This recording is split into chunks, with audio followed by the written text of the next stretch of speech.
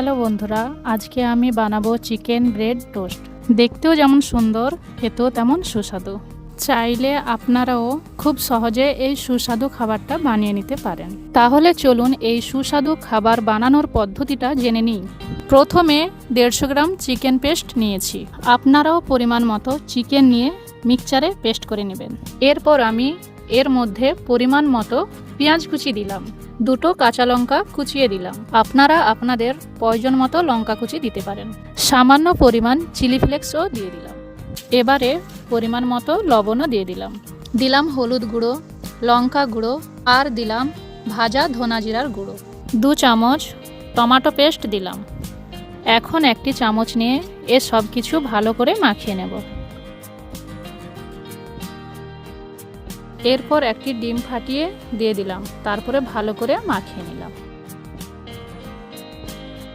সব কিছুকে এমনভাবে মাখাবে যেন এরকমই দেখতে লাগে।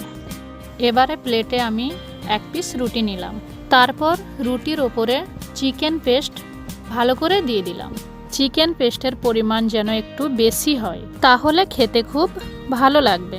আপনারা দেখতে পাচ্ছেন এইভাবে রুটির উপরে চিকেন পেস্টটি লাগিয়ে দিবেন। এবারে প্যানের মধ্যে 1 টুকরো বাটার দিয়ে দিলাম। বাটারটি পুরোপুরি গলে গেল। এবারে চিকেন পেস্ট মাখানো রুটিটিকে নিয়ে প্যানের মধ্যে উল্টিয়ে রেখে দিলাম। এইভাবে বাকি চিকেন পেস্ট মাখানো রুটিগুলো নিয়ে প্যানের মধ্যে উল্টিয়ে রেখে দিলাম। কিছুক্ষণ রেখে আবার উল্টে দিলাম। এইভাবে রুটিটার দুপাশ ভালো করে ভেজে নিলাম। রুটিগুলোকে একটু ভালো করে চেপে চেপে ভাজতে হবে। খেয়াল রাখতে হবে চিকেনগুলো যাতে না পুড়ে যায়, সেই হিসেবে এটা তুলে নিতে হবে। দেখতেই পাচ্ছেন এটা খাওয়ার জন্য পুরোপুরি রেডি হয়ে গেছে। এবার আমি এগুলিকে একটি প্লেটের মধ্যে তুলে নেব।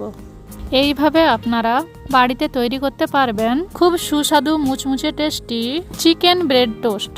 তো বন্ধুরা, এই রেসিপিটা কোনোদিন যদি বাড়িতে বানিয়ে খান তাহলে কেমন খেতে লাগে অবশ্যই কমেন্ট করে জানাবেন। তো বন্ধুরা, ভিডিওটি যদি ভালো লাগে লাইক করবেন, শেয়ার করে আপনার পরিচিতদেরকেও জানিয়ে দিবেন।